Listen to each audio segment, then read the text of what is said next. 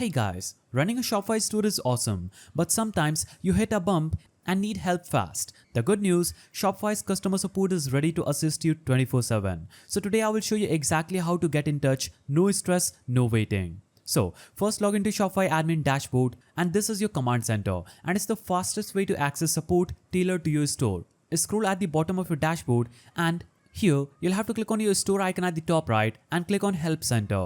Now here you'll see this page. Here, what you can do is use the search bar to type keywords about your problem like refund, shipping settings, or app installations. Often, Shopify's detailed article solves your issue without needing to wait for a rep. If you still need help, click the Contact button at the right of this page. So you can click on Ask Assistant Anything and type in, I want to connect to a Shopify customer executive.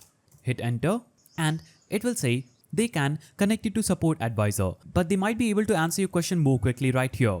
So ask your question and if they are not able to solve your problem, you'll have to again type in, I still want to connect to a support, and if this way is not working, scroll down and click on contact support and they will instantly help you connect to a support advisor. So that's the simple way through which you can contact Shopify customer support. If you found this guide helpful, please don't forget to give it a thumbs up and thanks for watching.